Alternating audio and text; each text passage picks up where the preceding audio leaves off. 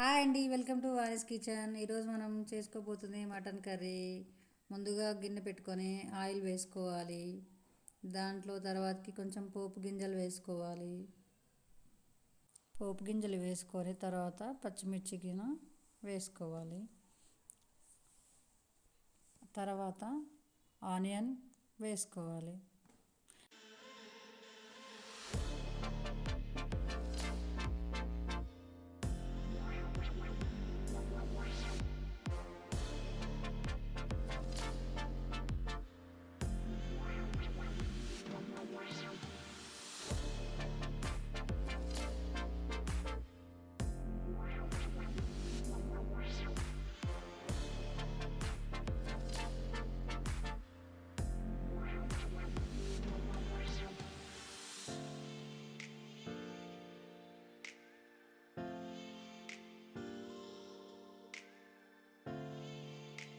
Onion వేసుకొని కొంచెం కలుపుకొని దాంట్లో కొద్దిగా పసుపు వేసుకొని మళ్ళీ ఒకసారి కలుపుకోవాలి.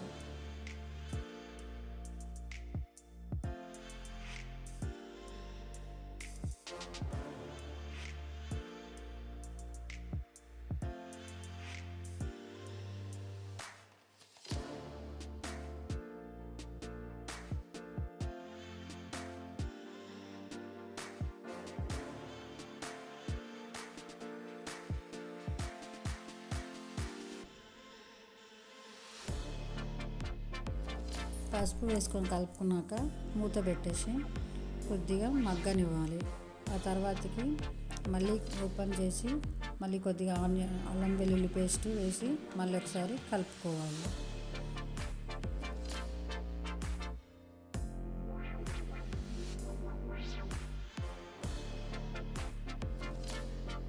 అల్లం వెల్లుల్లి పేస్ట్ పచ్చివాసన పోయేంత కలుపుకొని మళ్ళీ మటన్ వేసుకొని బాగా కలిసేంత వరకు కలుపుకోవాలి. కలుపుకొని మూత పెట్టేసి ఒక హాఫ్ అన్ అవర్ వరకు బాగా స్లోగా సిమ్లో పెట్టి కుక్ చేసుకోవాలి. కర్రీ మగ్గుతూ ఉంది. మనం ఇంతలోపు మసాలా ప్రిపేర్ చేసుకున్నాం. కర్రీలోకి కడాయి పెట్టుకొని దాంట్లో కొద్దిగా ధనియాలు, కొంచెం దాల్చిన చెక్క, కొంచెం కొబ్బరి, 2-3 యాలకులు, లవంగాలు ఒక 2-3 వేసుకొని 4-5 జీడిపప్పులు వేసి ఇదంతా కొంచెం దూరగా వేయించుకున్న తర్వాతకి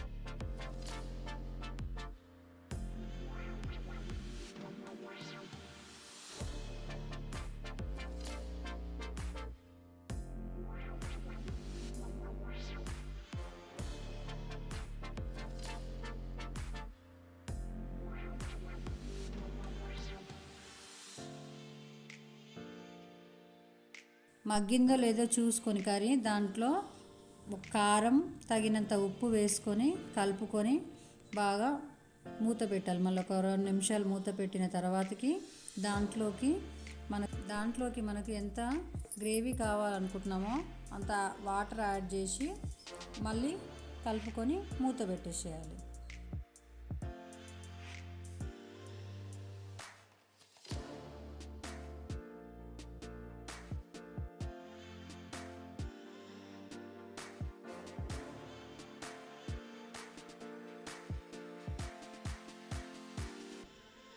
దాంట్లోకి కావాల్సినంత వాటర్ వేసేసుకొని మళ్ళీ ఒక 15 మినిట్స్ ఉడకనివ్వాలి.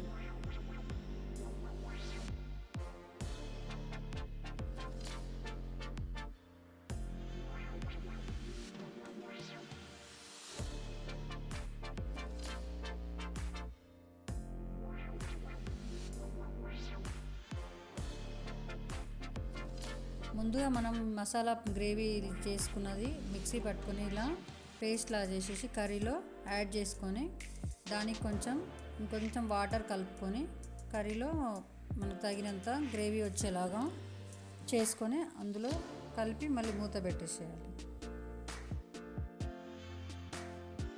మసాలా గ్రేవీ వేసిన తర్వాతకి మనకు ఉప్పు సరిపోయిందా లేదా చూసుకొని మళ్ళీ కొద్దిగా వేసుకోవాలి. నాకు ఇక్కడ ఉప్పు సరిపోలేదు, అందుకు కొద్దిగా నేను యాడ్ చేసుకుంటున్నాను. ఇంకొంచెం గరం మసాలా గిన నేను యాడ్ చేసుకుంటున్నాను. మీకు సరిపోతుంది అనుకుంటే అవసరం లేదు. ఇప్పుడు మళ్ళీ కుక్ చేసుకుందాం. మూత తీసుకొని చూసాక అది కూర థిక్నెస్ వచ్చిందా లేదా చూసుకుంటే సరిపోతుంది. అది నాకు థిక్నెస్ వచ్చింది, కర్రీ రెడీ అయిపోయింది. నాకు మటన్ కర్రీ రెడీ అయిపోయింది. ఇది పర్ఫెక్ట్గా వచ్చింది. ఇప్పుడు